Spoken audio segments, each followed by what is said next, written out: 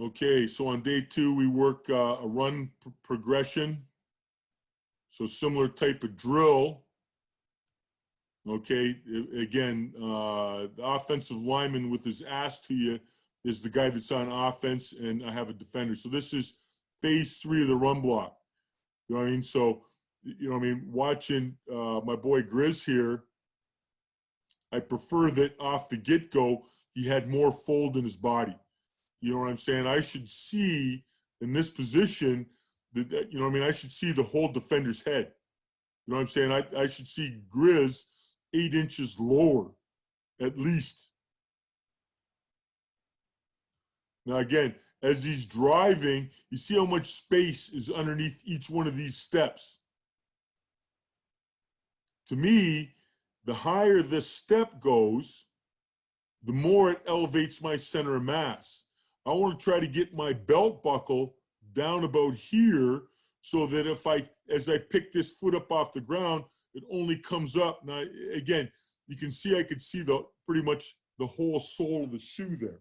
You know what I mean? So again, the ability to have more ankle flexion to be able to get my center of mass lower is what this young man needs to improve on. And you see, once he's engaged, see how high those steps are? You know what I mean? I play against a better defender, and my foot is that high off the ground, that's when he's changing direction. Now, as part of the progression here, you know what I mean? So we just go straight back. Defender's got his hands outside.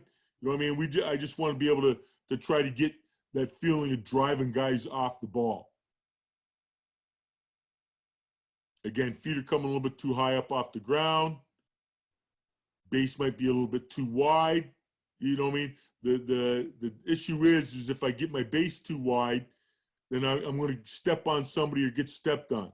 Same thing, the higher I pick my foot up off the ground, once I'm in the box, the more likely I am to step on somebody's foot and to potentially roll my ankle. So phase 2 is I get the guy running a slalom.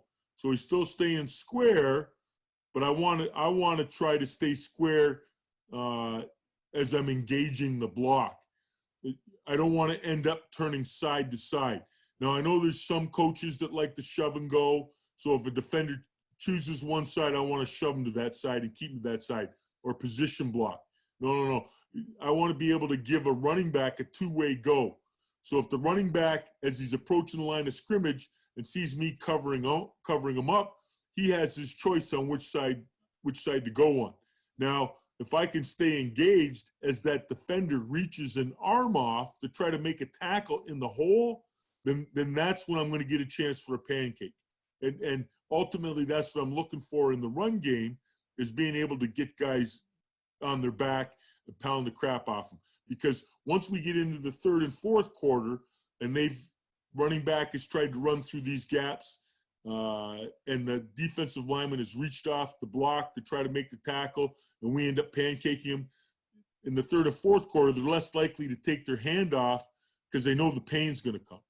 So you can see the next progression after the slalom is having the defenders turn their shoulders to be able to reset my hands as I'm applying pressure to the whole essence of the block here.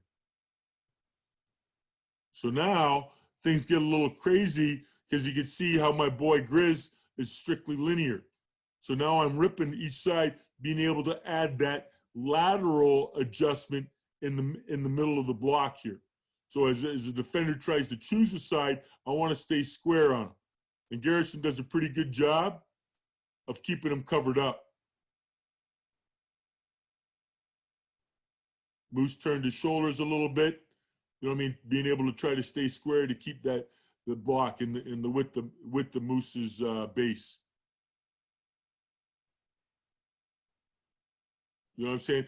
And as I'm watching Junior move through his block, you can see the width of his base, for the most part, you know what I mean? Slow it down there, a little narrow. You know what I'm saying? I would prefer if this foot, as I'm changing direction, I don't get the knee outside of the foot. You know what I'm saying? I prefer to keep that foot outside of the knee on that change of direction. But that's another drill.